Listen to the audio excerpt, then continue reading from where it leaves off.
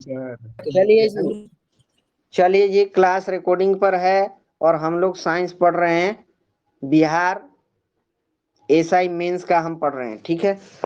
याद रखना है। चलिए, प्रश्न है पहला हमारा, पानी का घनत्व अधिकतम कहाँ पर होता है? ए में 100 सेंटीग्रेड पर, बी में है 4 डिग्री सेंटीग्रेड पर, सी में है 0 डिग्री सेंटीग्रेड पर और डी में -4 डिग्री सेंटीग्रेड पर। 4 डिग्री। हाँ, 4 डिग्री पर पानी का घनत्व अधिकतम होता है, ठीक है। प्रश्न है, वस्तु की मात्रा बदलने पर अपरिवर्तित रहेगा क्या? ए में आयतन, बी में भार, सी में द्रव्यमान, डी में घनत्व। द्रव्यमान। घनत्व वस्तु की मात्रा घनत्व। बदलने पर अपरिवर्तित रहेगा अच्छा अच्छा। घनत्व, ठीक है। डेंसिटी। हाँ, प्रश्न है, समुन्दर में पलवन करते आइसबर्ग का कितना भाग समुन्दर की सतह से ऊपर रहता है? 1/9, 1/10, 1/6, 1/4। 1/10। 1/10। है 1/10। हाँ, 1/10 बिल्कुल सही। प्रश्न का राइट आंसर आपका है। हाँ, 1/10 सही है। प्रश्न अगला है, बर्फ के दो टुकड़ों को आपस में दबाने पर टुकड़े आपस में चिपक जाते हैं, ऐसा क्यों होता है? ए में है दाब अधिक होने से बर्फ का गलनांक घट जाता है, बी में दाब अधिक होने से बर्फ का गलनांक बढ़ जाता है, सी में है दाब अधिक होने से बर्फ का गलनांक पहले घटता है फिर बढ़ता है और डी में दाब और गलनांक में कोई संबंध नहीं है। दाब अधिक लगने से गलनांक घट जाता है। ऑप्शन नंबर ए होगा। हाँ, ऑप्शन नंबर ए होगा। जो बोले हैं उन सबका सही है। दाब अधिक होने से बर्फ का गलनांक घट जाता है और इसी कारण बर्फ आपस में चिपक जाता है। ये टोटल पढ़ाए हैं यूट्यूब पे। ये सब जितना क्वेश्चन पढ़ा रहे हैं इसको बहुत बढ़िया से पढ़ाए हैं, उसको जा करके चैनल पर देखिए। और जो चैनल सब्सक्राइब नहीं किए हैं, लिंक ग्रुप में अभी भेजे हैं, ठीक है, उसको आप लोग सब्सक्राइब कीजिए। डेली करंट अफेयर पढ़ाते हैं, उसका भी फायदा आप लोग लीजिए, ठीक है। चलिए, अगला प्रश्न है, ये क्या बोल रहे हैं जी? चलिए, अगला प्रश्न है, हवाई जहाज से यात्रा करते समय पेन से स्याही निकलने लगती है। ए में वायुदाब में कमी के कारण। विश्वजीत सिंह, ऑप्शन दे लें उसके बाद, ठीक है, और अभी आदमी को सुनाई दे, ठीक है। सुनिए, हवाई जहाज से यात्रा करते समय पेन से स्याही निकलने लगती है, क्यों? ए में है वायुदाब में कमी के कारण, बी में वायुदाब में वृद्धि के कारण, सी में स्याही के आयतन में वृद्धि के कारण और डी में अत्यधिक भार के कारण। ऐसा क्यों होता है? वायुदाब कम हो जाता है हाँ, सर। वायुदाब में कमी के कारण होता है ऐसा, ठीक है। ऊंचाई की जगहों पर पानी 100 डिग्री सेंटीग्रेड के नीचे के तापमान पर क्यों उबलता है? ए में क्योंकि वायुमंडलीय दाब कम हो जाता है, अतः उबलने का बिंदु नीचे आ जाता है। बी में है क्योंकि गुरुत्वाकर्षण कम होता है और सी में है पर्वतों पर भारी हवाओं के कारण ऐसा होता है और डी में है उपयुक्त में से कोई सही नहीं है। वायुदाब कम हो जाता है। पहला आंसर सही है। पहला ऑप्शन सही था। जो अगर कोई बोले हैं तो उनका सही है, ठीक है। क्योंकि वायुमंडलीय दाब कम हो जाता है, अतः उबलने का बिंदु जो है नीचे आ जाता है, ठीक है। और इसीलिए ऊंचाई की जगहों पर पानी 100 डिग्री के नीचे के तापमान पर उबलता है। अगला प्रश्न है, साबुन के बुलबुले के अंदर का दाब क्या होता है? ए में वायुमंडलीय दाब से अधिक होता है, धैर्य रखे थोड़ा। ए में है वायुमंडलीय दाब से अधिक होता है, बी में वायुमंडलीय दाब से कम होता है, सी में वायुमंडलीय दाब के बराबर होता है, डी में वायुमंडलीय दाब का आधा होता है। क्या होता है साबुन के बुलबुले के अंदर का दाब? अधिक होता है। अधिक होता है। वायुमंडलीय से अधिक होता है। वायुमंडलीय दाब से अधिक होता है, बिल्कुल सही है। अगला प्रश्न है, वायु दाब मापी की रीडिंग में अचानक गिरावट इस बात का संकेत है कि मौसम ए में स्थिर तथा शांत होगा, बी में वर्षा युक्त होगा, सी में ठंडा होगा और डी में तूफानी होगा। तूफानी होगा। तूफान होगा। बिल्कुल सही, रिया विनायक का तूफानी होगा। ठीक है, वायु दाब मापी की रीडिंग में अचानक गिरावट इस बात का संकेत है कि मौसम तूफानी होगा। हाँ, अगला प्रश्न है प्रेशर कुकर में खाना जल्दी पकता है, क्यों ऐसा होता है? ए में अधिक दाब पर पानी कम तापक्रम पर उबलने लगता है, बी में अधिक दाब पर पानी अधिक तापक्रम पर उबलने लगता है, सी में पानी 100 डिग्री सेंटीग्रेड पर ही उबलता है लेकिन अधिक दाब पर ऊष्मा की मात्रा अधिक होती है, और डी में कुकर के अंदर संवहन धाराएं उत्पन्न हो जाती है। अधिक अधिक दाब पर और अधिक ताप पर क्वथनांक बढ़ जाता है। बढ़ जाता है हाँ, क्वथनांक। प्रेशर कुकर में खाना जल्दी पकता है क्योंकि अधिक दाब पर पानी अधिक तापक्रम पर उबलने लगता है। ठीक है, यही इसका सही जवाब है। दूसरा वाला। क्वथनांक दूसरा वाला जो वाला। सर गलत है। दूसरा वाला।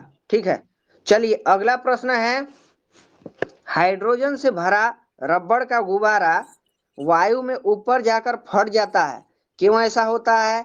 ए में हाइड्रोजन का भार बढ़ जाता है, बी में वायु दाब बढ़ जाता है, सी में हाइड्रोजन का दाब घट जाता है, डी में वायु दाब घट जाता है। ऐसा क्यों होता है?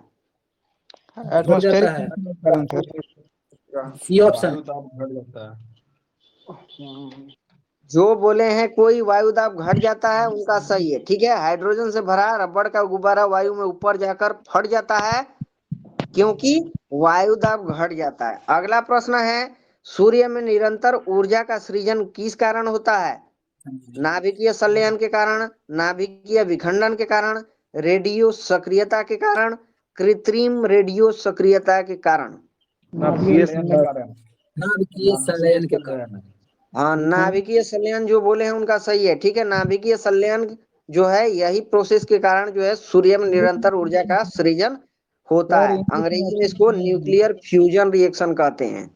अगला प्रश्न है, चाबी भरी घड़ी में, चाबी भरी घड़ी में कौन सी ऊर्जा होती है? ए में गतिज ऊर्जा, बी में स्थितिज ऊर्जा, सी में यांत्रिक ऊर्जा और डी में संचित ऊर्जा। स्थितिज ऊर्जा। संचित ऊर्जा। हाँ, स्थितिज ऊर्जा होती है, इसको पोटेंशियल एनर्जी कहते हैं अंग्रेजी में। ठीक है, यही चाबी भरी घड़ी में ऊर्जा होती है। प्रश्न है, जब हम रबड़ के गद्दे वाले सीट पर बैठते हैं, जब हम रबड़ के गद्दे वाले सीट पर बैठते हैं या गद्दे पर लेटते हैं तो उसका आकार परिवर्तित हो जाता है, ऐसे पदार्थ में पाया जाता है। ए में गतिज ऊर्जा, बी में स्थितिज ऊर्जा, सी में संचित ऊर्जा और डी में विखंडन ऊर्जा। स्थितिज ऊर्जा। हाँ ठीक है, स्थितिज ऊर्जा होता है।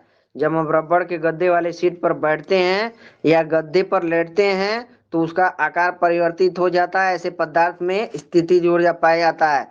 प्रश्न है, निम्नलिखित में से किसमें गतिज ऊर्जा नहीं है? ए में चली हुई गोली, बी में बहता हुआ पानी, सी में चलता हथौड़ा और डी में खींचा हुआ धनुष। खींचा हुआ धनुष। खींचा हुआ धनुष। हाँ, खींचा हुआ धनुष में गतिज ऊर्जा नहीं पाया जाता है, बाकी यहाँ पर चली हुई गोली है, बहता हुआ पानी और चलता हथौड़ा, ये सब में गतिज ऊर्जा पाई जाती है। जब एक चल वस्तु की गति दुगनी हो जाती है तो उसकी गतिज ऊर्जा क्या होती है? ए में दुगनी हो जाती है, बी में चौगुनी हो जाती है, सी में समान रहती है और डी में 3 गुनी बढ़ जाती है। चौगुनी हो जाएगी। ठीक है, जब चल वस्तु की गति दुगनी हो जाती है तो गतिज ऊर्जा उसका चौगुनी हो जाएगा। निम्नलिखित में से कौन सा नियम इस कथन को वैध ठहराता है कि द्रव्य का न तो सृजन किया जाता है और न ही विनाश? ए में ऊर्जा संरक्षण का नियम, बी में है ले साटेलिए का नियम, सी में द्रव्यमान संरक्षण का नियम और डी में है परासरण का नियम। ऊर्जा संरक्षण का नियम। ऊर्जा संरक्षण का नियम। ऊर्जा को न विनाश किया जा नहीं, सकता। ऊर्जा संरक्षण जो बोले हैं सबका गलत है। इस प्रश्न का राइट आंसर है द्रव्यमान संरक्षण का नियम। ठीक है, हाँ, द्रव्यमान संरक्षण का नियम इस कथन को वैध ठहराता है कि द्रव्य का न तो सृजन किया जाता है और न ही विनाश किया जाता है। साइकिल चलाने वाला मोड़ लेते समय क्यों झुकता है? साइकिल चलाने वाला मोड़ लेते समय क्यों झुकता है? ए में साइकिल और आदमी की गति समान होनी चाहिए, वरना साइकिल फिसल जाएगी। बी में है वह झुकता है ताकि गुरुत्व केंद्र आधार के अंदर बना रहे, वह उसे गिरने से बचाएगा। सी में है वह झुकता है ताकि वक्र मार्ग पर चलने के लिए पहियों पर दबाव डाला जा सके। और डी में वह झुकता है ताकि वक्र को और तेजी से पार कर सके। वो ऑप्शन अंदर बी। वाला, बी अंदर ऑप्शन है। दूसरा वाला ऑप्शन होगा। हाँ, दूसरे वाला ऑप्शन होगा। साइकिल चलाने वाला मोड़ लेते समय झुकता है क्योंकि वह झुकता है ताकि गुरुत्व केंद्र आधार के अंदर बना रहे, वह उसे गिरने से बचाएगा। बचा जाए। हाँ, अगला प्रश्न है दूध से क्रीम निकालने में कौन सा बल लगता है?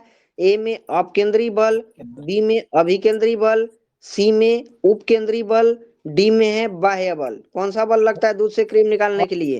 अभी केंद्रीय केंद्रीय आप केंद्रीय सेंट्रीफ्यूगल फोर्स। अभिकेंद्री जो बोले हैं उनका सबका गलत है, अपकेंद्री बल लगता है। ठीक है, अपकेंद्री बल लगता है। हाँ, दूध से क्रीम आपने ना बोला निकालने था में, सर आप केंद्रीय। हाँ आप केंद्रीय अगर बोले हैं तो ठीक है, ठीक है, अब केंद्रीय बल लगता है दूध से क्रीम निकालने में। अगला प्रश्न ये है जब एक पत्थर को चांद की सतह से पृथ्वी पर लाया जाता है तो ए में इसका द्रव्यमान बदल जाएगा, बी में इसका भार बदल जाएगा परंतु द्रव्यमान नहीं, सी में भार और द्रव्यमान दोनों बदल जाएगा, और डी में है न द्रव्यमान और न ही भार बदलेंगे। इसका भार बदल बी जाएगा, आंसर लेकिन होगा। बदल जाएगा, द्रव्यमान नहीं। हाँ, जब बी चांद आंसर से एक पत्थर को हम लेकर पृथ्वी पर आएंगे तो उसका जो है भार बदल जाएगा लेकिन द्रव्यमान नहीं बदलेगा। यही प्रश्न का सही उत्तर है। प्रीतम राज, माइक को म्यूट रखिए। अगला प्रश्न है किसी लिफ्ट में बैठे हुए व्यक्ति को अपना भार कब अधिक मालूम पड़ता है? ए में जब लिफ्ट, तो हाँ ठीक है, अभी कुमार बोल रहे हैं ऑप्शन उसके बाद। ठीक है, फिर से दोहरा रहे हैं जी क्वेश्चन। किसी लिफ्ट में बैठे हुए व्यक्ति को अपना भार कब अधिक मालूम पड़ता है? ए में जब लिफ्ट त्वरित गति से नीचे आ रही हो, बी में जब लिफ्ट जो है त्वरित गति से ऊपर जा रही हो, सी में समान वेग से नीचे आ रही हो, और डी में समान वेग से ऊपर जा रही हो। त्वरित वेग से ऊपर जाता है, बी नंबर। ऊपर जा रही है त्वरित वेग से बी आंसर। हाँ ठीक है, जब लिफ्ट त्वरित गति से ऊपर जा रही हो तब जो है लिफ्ट में बैठे हुए व्यक्ति को अपना भार अधिक महसूस होता है। प्रश्न अगला है एक लिफ्ट में किसी व्यक्ति का प्रत्यक्ष भार वास्तविक भार से कम होता है जब लिफ्ट जा रही होती है। ए में त्वरण के साथ ऊपर, बी में त्वरण के साथ नीचे, सी में समान गति के साथ ऊपर, और डी में समान गति से नीचे। त्वरण के साथ नीचे। त्वरण त्वरण के साथ जब नीचे लिफ्ट जाएगा तो प्रत्यक्ष भार जो है वास्तविक भार से कम कम। महसूस होगा। ये सब पढ़ाए हुए हैं, चैनल पर जा करके देखिए। ठीक है, जाकिर सर लाइव नाम का चैनल है, ग्रुप में भेजे हैं लिंक, उसको सब्सक्राइब कर लीजिए जो नहीं किए हैं। ठीक है, चलिए अगला प्रश्न ये है पृथ्वी के गुरुत्वाकर्षण का कितना भाग चंद्रमा के गुरुत्वाकर्षण के सबसे नजदीक है? ए में 1/5, बी में 1/4, सी में 1/6, और डी में है 1/8। 1/6। 1/6। ठीक है, 1/6 है। पृथ्वी के गुरुत्वाकर्षण का कितना भाग चंद्रमा के गुरुत्वाकर्षण के सबसे नजदीक है? तो यह है 1/6। अगला प्रश्न है लोलक की कालावधि टाइम पीरियड बताना है। ए में द्रव्यमान के ऊपर निर्भर करता है, बी में लंबाई के ऊपर निर्भर करता है, सी में समय के ऊपर निर्भर करता है, और डी में तापक्रम के ऊपर निर्भर करता है। लंबाई के ऊपर निर्भर करता है। ठीक है, लोलक की कालावधि जो है लंबाई के ऊपर निर्भर करता है। ठीक है, टी बराबर होता है 2π√L/g। ठीक है, ये लोलक सब क्या पढ़ाए होता हुए हैं, चैनल पर जा लोलक करके क्या देखिए होता है? डिटेल में, अभी सेट चल रहा है केवल। लोलक क्या होता अगला है सर? प्रश्न ये है, अरे क्या महाराज बोल ये तो रहे हैं जी पूछा विवेक गया था, शर्मा? बता नहीं रहे हैं। पूछ रहे हैं सर लोलक। हाँ, क्या पूछ रहे हैं? वही तो पूछे हैं सर, लोलक क्या होता है? हिंदी में नहीं बताया, हिंदी थोड़ा वीक है सर। ठीक है, तो अभी हम क्या बता रहे हैं कि सब जो है पढ़ाए हैं वहां जा करके देखिए यूट्यूब पे। ठीक है, अभी अब बताइए। क्लास रिकॉर्डिंग पे है तो थोड़ा संयम बरते। ठीक है, चलिए अगला प्रश्न ये है लोलक घड़ियां गर्मियों में क्यों सुस्त हो जाती है? ए में गर्मियों के दिन लंबे होने के कारण, बी में कुंडली में घर्षण के कारण, सी में लोलक की लंबाई बढ़ जाती है जिससे इकाई दोलन में लगा हुआ समय बढ़ जाता है, डी में गर्मी में लोलक का भार बढ़ जाता है। इसमें से क्या होगा? लोलक की लंबाई बढ़ जाता है। बढ़ जाती है, गर्मी में बढ़ जाती है लंबाई। ठीक है, प्रश्न का सही है, गर्मी वाला गलत है, चौथा गलत है। इसका प्रश्न का सी आंसर होगा लोलक घड़ियां गर्मियों में सुस्त क्यों हो जाती है? क्योंकि लोलक की लंबाई बढ़ जाती है जिससे इकाई दोलन में लगा हुआ समय बढ़ जाता है। ठीक है, ये इसका प्रश्न का सही उत्तर होगा। अगला प्रश्न है, किसी सरल लोलक की लंबाई 4% बढ़ा दी जाए तो उसका आवर्तकाल क्या होगा? ए में 8% बढ़ जाएगा, बी में 2% बढ़ जाएगा, सी में 4% बढ़ जाएगा, डी में इनमें से कोई नहीं। 2% बढ़ जाएगा। हाँ, 2% बढ़ जाएगा। ठीक है ना, किसी सरल लोलक की लंबाई 4% बढ़ा दी जाए तो उसका आवर्तकाल 2% बढ़ जाएगा। डबल डबल बार रिपीट कर रहे हैं ताकि दिमाग में घुस जाए, और जो नहीं वीडियो देख रहे हैं वो जा करके देख लेंगे। ठीक है, तो इसको अपलोड भी कर देंगे यूट्यूब पे। अगला प्रश्न है, पार्श्व विकृति। पार्श्व विकृति तथा अनुदैर्ध्य विकृति के अनुपात को कहते हैं? ए में पवासो अनुपात, बी में आयतन प्रत्यास्थता गुणांक, सी में दृढ़ता गुणांक और डी में है यंग प्रत्यास्थता गुणांक। आयतन प्रत्यास्थता गुणांक नहीं, पवासो अनुपात होता है ये। ठीक है, पार्श्व विकृति तथा अनुदैर्ध्य विकृति के अनुपात को पवासो अनुपात कहते हैं, पवासो अनुपात। अगला प्रश्न है, वर्षा की बूंद गोलाकार होती है, क्यों होती है? ए में सतही तनाव के कारण, बी में वायु के वातावरणीय घर्षण के कारण, सी में गोल पृथ्वी के गुरुत्व के कारण और डी में है वर्षा जल की श्यानता के कारण। सतह तनाव। हाँ, सतही सरफेस तनाव के टेंशन। कारण, सरफेस टेंशन के कारण होता है वर्षा की बूंद गोलाकार। अगला प्रश्न है, तेल दीप की बत्ती में तेल जो है किस कारण ऊपर चढ़ता है? ए में दाब अंतर के कारण, बी में केशिका क्रिया के कारण, सी में है तेल की निम्न श्यानता के कारण और डी में है गुरुत्वीय बल के कारण। कैसी क्रिया कारण? हाँ, केशिका क्रिया के कारण ऐसा होता है। तेल दीप की बत्ती में तेल ऊपर की ओर चढ़ता है, लालटेन में भी इसी क्रिया के कारण चलता है। ठीक है, अगला प्रश्न है, श्यानता की इकाई क्या है? ए में पॉइज है, बी में पास्कल है, सी में पाइजूली है, डी में इनमें से कोई नहीं है। पॉइज। हाँ ठीक है, पॉइज है, पॉइज है। ऑप्शन दे लेते हैं, उसके बाद आंसर कीजिए आप लोग। ठीक है, पॉइज है। अगला प्रश्न है, उत्प्लावकता से संबंधित वैज्ञानिक कौन है? ए में आर्किमिडीज, बी में न्यूटन, सी में लुई पाश्चर, डी में इनमें से कोई नहीं। आर्किमिडीज। हाँ ठीक है, आर्किमिडीज जो है ये उत्प्लावकता से संबंधित है। ये कौन बीच बीच में बोल रहे हैं जी? माइक म्यूट रखिए, जब आंसर पूछ रहे हैं उसके बाद आंसर कीजिए, जब ऑप्शन दे देते उसके बाद आंसर कीजिए। ठीक है, चलिए अगला प्रश्न है, महान वैज्ञानिक आर्किमिडीज किस देश से संबंधित हैं? ए में ब्रिटेन से, बी में जर्मनी से, सी में संयुक्त राज्य अमेरिका से और डी में ग्रीस से। ग्रीस से। अमेरिका से। नहीं नहीं, अमेरिका वाले तो गलत हो गए, ग्रीस वाले सही हैं। आर्किमिडीज जो है ये ग्रीस के थे। ठीक है, ये सब पढ़ाए हुए हैं डिटेल में। ठीक है, ध्वनि तरंगों की प्रकृति क्या होती है? ए में अनुप्रस्थ होती है, बी में अनुदैर्ध्य होती है, सी में अप्रगामी होती है और डी में विद्युत चुंबकीय होती है। अनुदैर्ध्य होती है। हाँ, ध्वनि तरंगों की जो प्रकृति होती है ये अनुदैर्ध्य होती है। अगला प्रश्न है, अपने उड़ान पथ में अवरोधकों की पहचान के लिए चमगादड़ निम्नलिखित तरंगों में से कौन सी एक तरंग का उपयोग करते हैं? ए में अवरक्त तरंगे, बी में विद्युत चुंबकीय तरंगे, सी में पराश्रव्य तरंगे और डी में है रेडियो तरंगे। पराश्रव्य।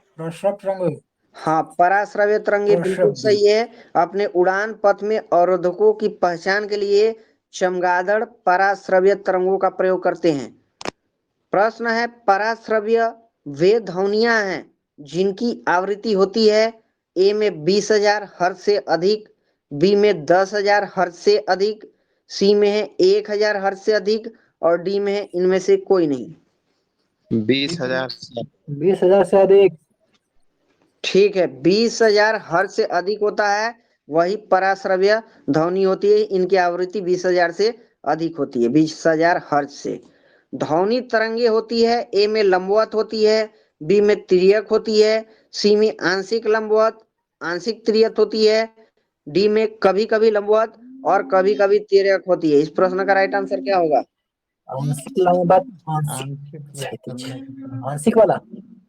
नहीं, आंशिक वाले सब गलत हैं, लंबवत केवल सही है। ठीक है, लॉन्गिट्यूडनल होता है ये ध्वनि तरंग। ठीक है, हाँ, अगला प्रश्न ये है, श्रव्य परिसर में ध्वनि तरंगों की आवृत्ति क्या होती है? ए में 20 हर्ट्ज से 20,000 हर्ट्ज के बीच, बी में 0.5 हर्ट्ज से 5 हर्ट्ज के बीच, सी में 1 हर्ट्ज से 10 हर्ट्ज के बीच, और डी में 20,000 हर्ट्ज से 40,000 हर्ट्ज के बीच।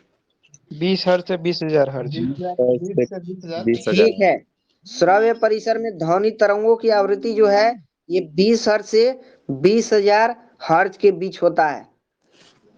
वायु में ध्वनि की चाल छोड़िए इसको, ध्वनि की चाल अधिकतम किसमें होता है? ए में वायु में, बी में निर्वात में, सी में जल में, और डी में इस्पात में। इस्पात। सॉलिड में सर। हाँ, इस्पात में सबसे ज्यादा ध्वनि की चाल होती है। अगला प्रश्न ये है, वायु में ध्वनि का वेग कितना होता है? 332 मीटर पर सेकंड, 220 मीटर पर सेकंड, 110 मीटर पर सेकंड, 232 मीटर पर सेकंड। 332 मीटर पर सेकेंड। 332 हाँ, 332 मीटर पर सेकंड वायु में ध्वनि का वेग होता है, और ध्वनि के गमन के लिए सदा मीडियम का जरूरत पड़ता है। ठीक है, अगला प्रश्न है, 100 डेसिबल का शोर 100 डेसिबल का शोर स्तर निम्न में से किसके संगत होगा? ए में ठीक सुनी जा सकने वाली ध्वनि, बी में साधारण वार्तालाप, सी में गली के शोरगुल की आवाज, और डी में किसी मशीन की दुकान से आने वाला शोरगुल। किसी मशीन वाला हो, पेनफुल होता है सर। 100 डेसिबल का जो शोर होता है ये किसी मशीन की दुकान से आने वाला शोरगुल के बराबर होता है। ठीक है, अगला प्रश्न है, यदि सितार और बांसुरी पर एक ही स्वर बजाया जाए तो उनसे उत्पन्न ध्वनि का भेद निम्नलिखित अंतर के कारण किया जा सकता है।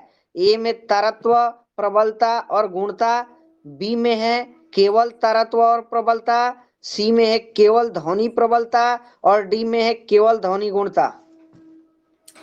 और बी वाला।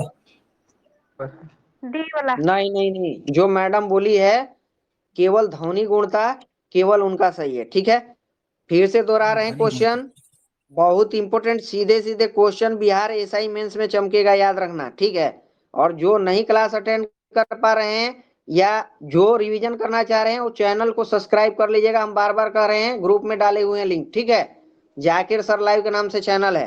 फिर से दोहरा रहे हैं क्वेश्चन, सुनिए, यदि सितार और बांसुरी पर एक ही स्वर बजाया जाए तो उनसे उत्पन्न ध्वनि का भेद जो है ये केवल ध्वनि गुणता के अंतर के कारण किया जा सकता है, केवल और केवल ध्वनि गुणता के कारण।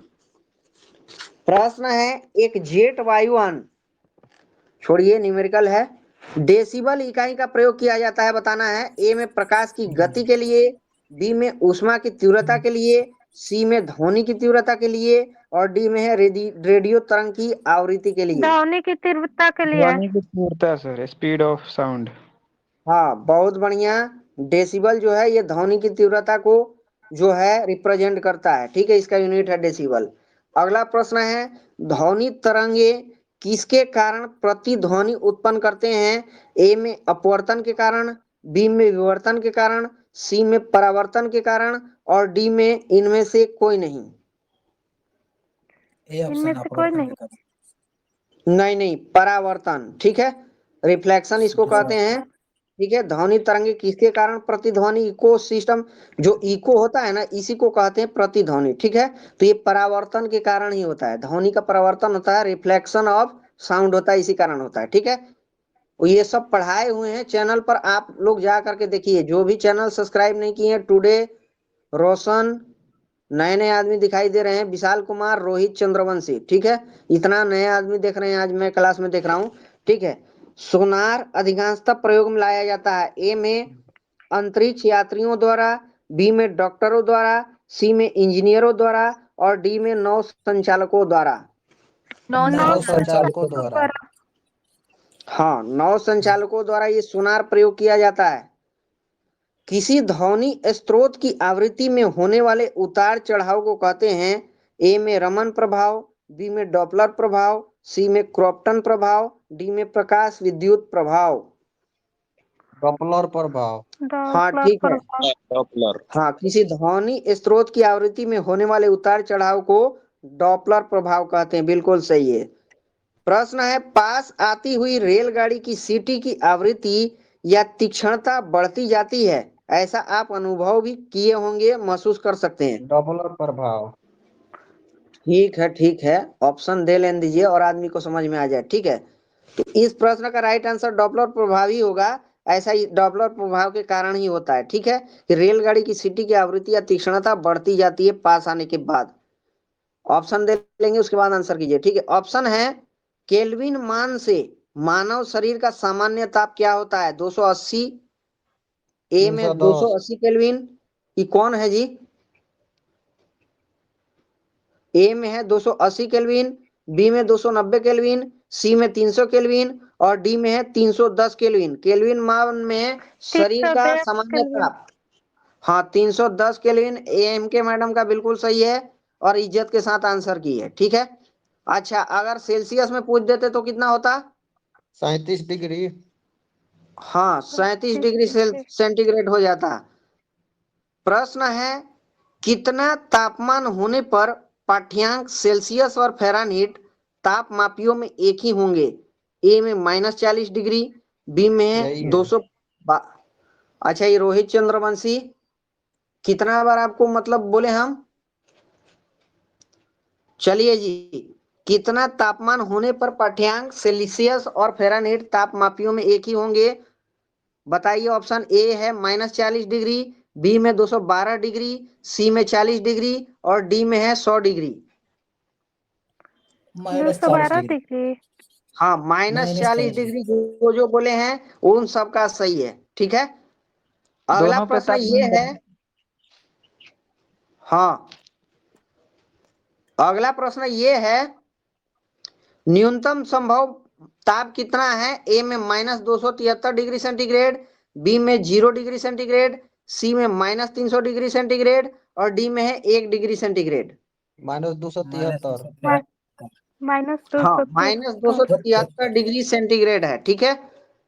और आज के क्लास का लास्ट प्रश्न होगा ये, किसी मनुष्य के शरीर का सामान्य तापक्रम कितना होगा? ए में 98 फ़ारेनहीट, बी में है 98 सेंटीग्रेड, सी में 68 फ़ारेनहीट और डी में है 66 फ़ारेनहीट। 98 डिग्री। 98 डिग्री फ़ारेनहीट होगा, ठीक है। तो यहाँ पर क्लास एंड होता है।